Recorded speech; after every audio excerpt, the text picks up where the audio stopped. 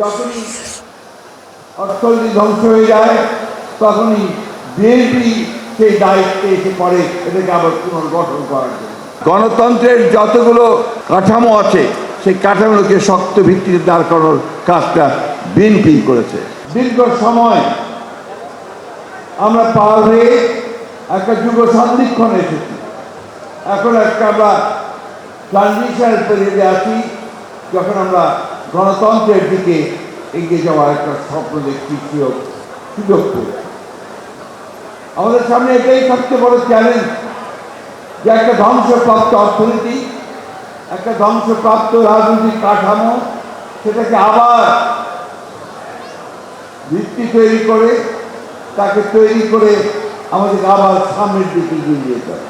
কিছুদিন আগে সম্ভবত সাইদ আবদুল্লাহ এই কথাটা বলেছেন যে বিএনপি এটাকে কাকতালীয় বলবো না ভবিতব্য বলবো জানি না, যখনই দেশ ধ্বংসপ্রাপ্ত হয়, যখনই অর্থনীতি ধ্বংস হয়ে যায়, তখনই বিএনপি সেই দায়িত্বে এসে পড়ে এটাকে আবার পুনর্গঠন করার জন্য।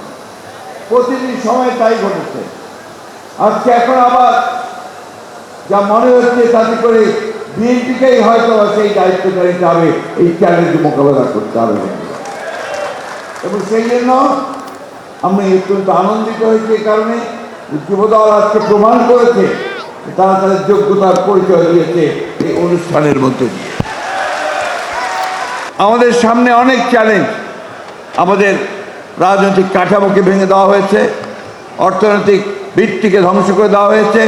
এই চ্যালেঞ্জগুলো মোকাবেলা করার জন্য আজকে আমরা যে নেতার নেতৃত্বে আমরা রাজনীতি করছি, তিনি গতকাল ছাত্রদলের সভায় সেখানে যে বক্তব্য দিয়েছেন, সেই বক্তব্যে কিন্তু আমরা তার দিক নির্দেশনা খুঁজে পেয়েছি।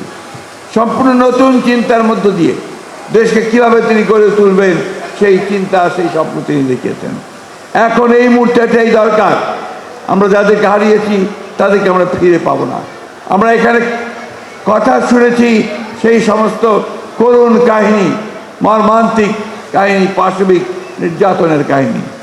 কিন্তু এর মধ্য থেকে তো আমাদেরকে জেগে উঠতে হবে, আমাদের মাথা তুলে দাঁড়াতে হবে। বাংলাদেশ কখনো মাথা নত করেনি, লড়াই করেছে, লড়াই করে গেছে, সামনের দিকে এগিয়ে গেছে। বসুন্ধরা টিস্যু, অশুদ্ধতার বিরুদ্ধে এক বিন্দুও ছাড় নয়। একটা ষড়যন্ত্র চলছে, একটা চক্রান্ত চলছে যে দেশে আবার একটা অস্থিরতা সৃষ্টি করবার, দেশে একটা ষড়যন্ত্র তৈরি করবার, যেন বাংলাদেশে গণতন্ত্রের ট্রানজিশন সঠিক মতো না হয়।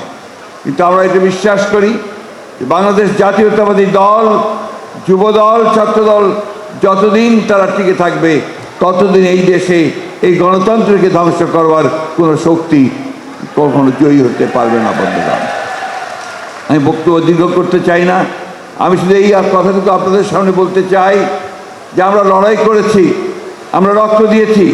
আমাদের নেতা, আমাদের প্রতিষ্ঠাতা শহীদ প্রেসিডেন্ট জিয়াউর রহমান এই দেশের স্বাধীনতা ঘোষণা করে আমাদেরকে একটা নতুন দেশ, একটা ভূখণ্ড দিয়েছিলেন।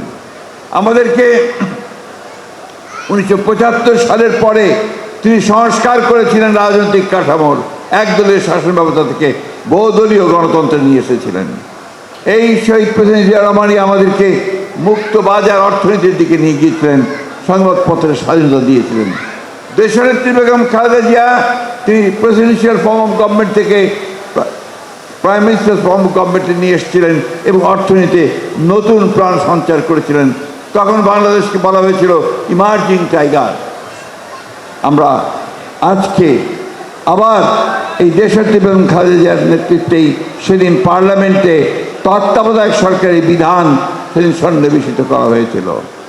অর্থাৎ গণতন্ত্রের যতগুলো